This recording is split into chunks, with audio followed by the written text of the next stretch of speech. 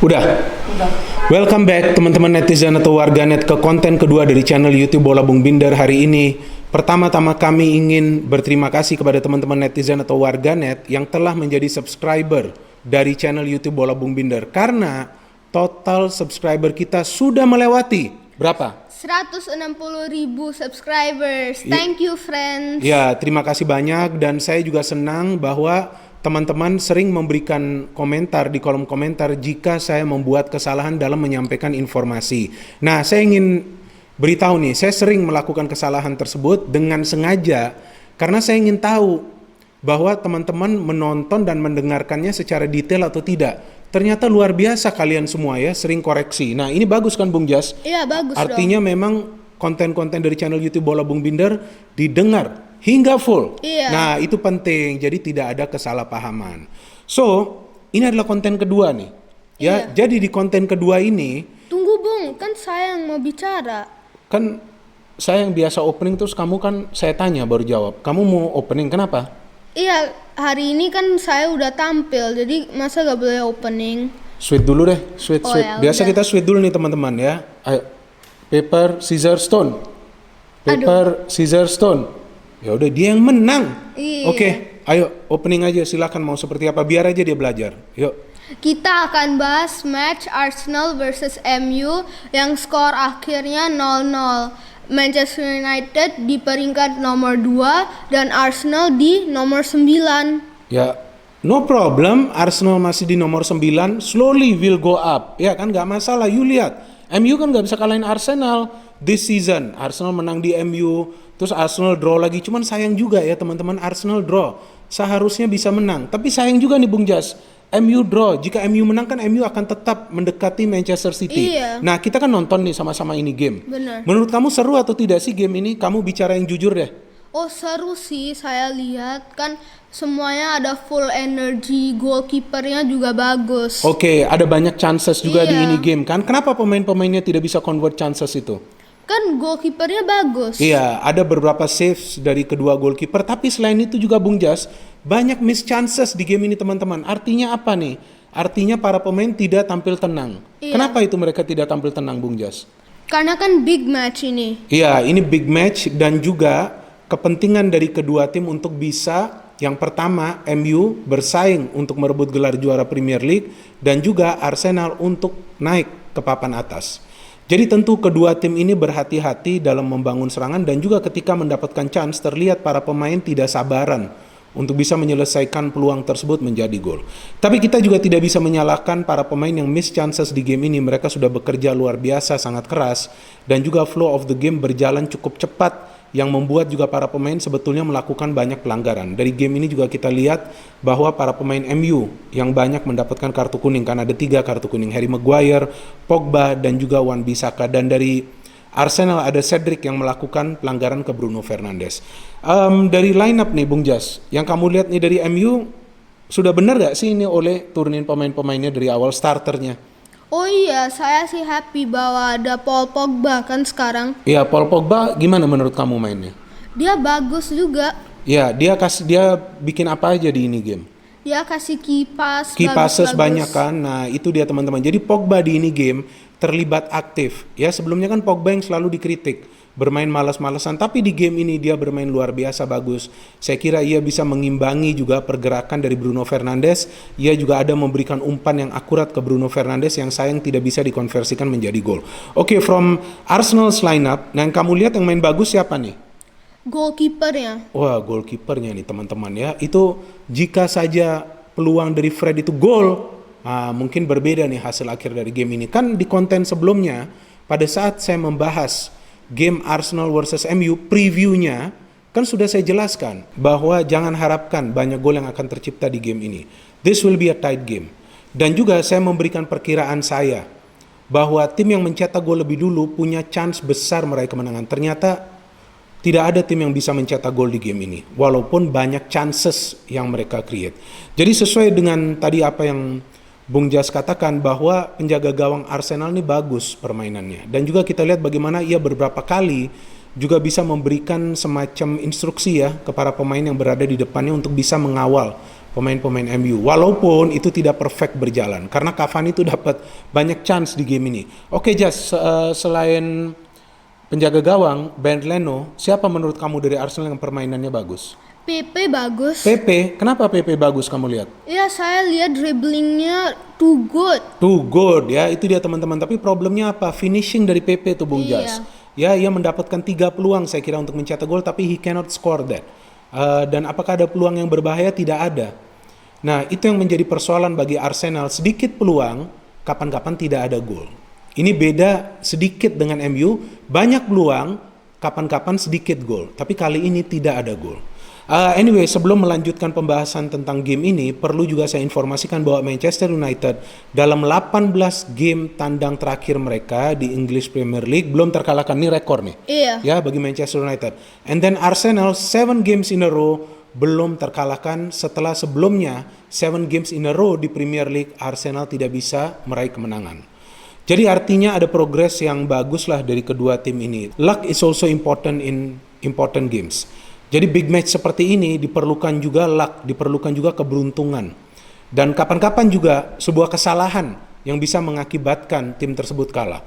Oke, so from the lineup tadi kita sudah berbicara sedikit banyak lah, teman-teman juga sudah mengetahui siapa saja yang turun ya. Ini kan big match. Jadi lebih baik kita langsung to the point. Oke, tapi poin pertama yang ingin saya jelaskan bahwa Arsenal tidak full team. The best players did not play. Tierney, Saka, and then Aubameyang. But still, mereka masih bisa menciptakan peluang. Ya, Iya. MU kita lihat para pemainnya semuanya bugar, yang inti-intinya. Tapi Martial tidak bermain dari awal. Bagus juga menurut kamu Martial gak main dari awal? Harusnya sih dia main. Wah, harusnya dia main. Kenapa? Ya, Martial kan masuk dan dia kasih pas-pas yang bagus. Oke, Cavani gimana? Cavani Cavani nggak berkembang di game ini. Nah, sayang ya teman-teman ya. Tapi memang Cavani ini lebih efektif pada saat masuk sebagai pemain pengganti. Tapi di game ini, Martial yang efektif sebagai pemain pengganti setelah sebelumnya lawan Sheffield United, Martial bermain di bawah standar. Atau memang di banyak game ya, musim ini Martial belum berkembang. Tapi entah bagaimana di game ini, Martial bermain lumayan bagus. Dan menyulitkan juga para pemain Arsenal. From the flow of the game, sudah pasti game ini berlangsung ketat. Oke, Fred got a chance dan memang luar biasa save dari Ben Leno. Arsenal coba juga untuk menciptakan beberapa peluang, tapi saya tidak melihat ada peluang yang benar-benar berbahaya dari Arsenal di babak pertama. Yes, they have shots on goal. Yes, Martinelli bermain lumayan bagus. Ia sempat mencoba memberikan pas kepada Lacazette. Ia juga mendapatkan peluang mencetak gol. PP banyak mendapatkan peluang untuk mencetak gol, tapi pada off target saya kira kebanyakan peluang dari PP. Nah, ini yang menjadi persoalan juga saya kira bagi PP, bahwa ia harus bisa menemukan akurasi pertama terlebih dahulu pada saat melakukan shooting. Nah, jika ia tidak bisa melakukan shooting-shooting yang akurat, bagaimana ia bisa memaksa penjaga gawang untuk bekerja keras, penjaga gawang tim lawan. Emil Smith Rowe permainannya bagus lah ya di sini ya. Lihat beberapa kali ia bisa merebut bola dan ia bisa melakukan transisi dari bertahan ke menyerang. Granit Xhaka juga luar biasa penampilannya, menyulitkan Bruno Fernandes. Kenapa Bruno tidak diberikan kartu kuning itu setelah melanggar Granit Xhaka? Sudah ada VAR review juga itu kan, pelanggarannya kan dari belakang. Nah, ini yang selalu membuat saya jengkel nih. Di Liga Inggris sering ada kontroversi seperti ini. Padahal sudah ada VAR loh. Beda dengan Liga Italia yang saya kira jarang ada kontroversi. And then tentu MU ingin meraih kemenangan di pertandingan ini. Mereka perlu mendekati Manchester City. Tapi ternyata kita lihat begitu banyak chance yang mereka peroleh tidak bisa dikonversikan menjadi gol. Kenapa? Lagi-lagi dari ketenangan. Lihat Bruno Fernandes, ia sudah mengecoh David Luiz. Sayang tendangannya off target. Lihat juga siapa Rashford dari depan gawang agak ragu-ragu. Nah, terus lihat juga Wan-Bissaka dapat umpan bagus dari Luke Shaw saya kira, tidak on target. Ini yang menjadi persoalan bagi Manchester United tuh kan, sampai kena nih Mike. Ya, saya juga jadi bingung juga kenapa MU banyak chance tapi tidak bisa mencetak gol. So, this is another problem from Manchester United yang perlu diselesaikan atau dibenahi oleh Ole Gunnar Solskjaer. Jadi perlu efektif di depan mulut gawang tim lawan. Ya, kalau Arsenal kan memang sedikit peluangnya dalam beberapa pertandingan terakhir. Dan mereka clean sheet lagi, tapi kan yang dicari kan bukan clean sheet, kemenangan. Karena Arsenal harus climb up the table, harus mendekati papan atas. Iya. Dan saya melihat bahwa beberapa pemain Arsenal di sini bermain keras. Ada Cedric Suarez, kemudian ada juga David Luiz, Ada juga Rob Holding, mereka bermain keras, agresif di game ini, tidak memberikan peluang bagi para pemain MU yang coba melakukan gerakan individu mulai dari lini tengah. Dan mereka melakukan high pressing. Lumayan baik ini dan efektif pressing yang dilakukan oleh para pemain Arsenal seperti di game lawan Southampton lalu. Itu berhasil. But from Manchester United, mereka perlu mencetak gol untuk meraih kemenangan. Apalagi ingin membalas dendam kan, kalah di pertemuan pertama. Maka itu di babak kedua tuh mereka mendapatkan banyak peluang untuk mencetak gol. Saya kira 2 atau 3 peluang ya dari Cavani. Yang satu tuh yang dari Luke Shaw tuh saya kira udah gol. Kena kaki Cavani ternyata off target. Kemudian dari Wan-Bissaka juga. Jadi suplai bola ke Cavani sudah bagus, tapi ya ini yang saya jelaskan tadi, sepertinya faktor luck nih yang kali ini tidak ada di kubu MU. Iya. Ya, karena kita lihat dalam beberapa pertandingan MU tiba-tiba saja bisa mencetak gol dari sudut-sudut yang sempit. Arteta perlu melakukan perubahan di babak kedua. Ia mengganti Martinelli dengan Willian. Saya agak khawatir nih. Memang Martinelli dalam urusan menyerang tidak bisa mengimbangi kecepatan dari PP dan juga Emil Smith Rowe. Tapi it's okay dalam hal melakukan proteksi bola, dalam hal melakukan dribbling, dia masih bisa lah menyulitkan para pemain MU. Dan juga ia sekalikan tuh melakukan clearance kan yang bola sudah mendekat ke Rashford, umpan dari Pogba. Tapi yang diperlukan Arsenal adalah menyulitkan MU di lini pertahanan karena itu adalah the weakest point of Manchester United yang memang lagi-lagi di game ini kan terlihat para pemain Arsenal masih bisa menyulitkan mereka, tapi tidak efektif untuk menciptakan peluang on target atau menyulitkan De Gea lebih banyak lagi. Sehingga pada saat Willian masuk, Willian juga mencoba untuk lebih sering memberikan passing daripada melakukan pergerakan. Itu sangat penting dan kerjasamanya dengan Cedric juga bagus. Nah, Tierney tidak main kan, tapi Cedric lagi-lagi nih bermain rapi. Ada tuh satu crossing yang ia berikan yang akhirnya dekat ke Emil Smith Rowe. Emil Smith Rowe shooting bisa di-save oleh De Gea. Dan Emil Smith Rowe terlihat jelas kehilangan sosok rekannya atau sohibnya, yakni Bukayo Saka. Jika Saka main di ini game, nah saya kira ia bisa lebih sering menyulitkan pertahanan dari para pemain di pertahanan MU dan juga tentunya De Gea. Ia juga bisa menciptakan peluang bagi rekan-rekannya dan ia juga bisa mencetak gol. So he's an all-rounder yang memang diperlukan Arsenal dalam game-game yang ketat seperti ini.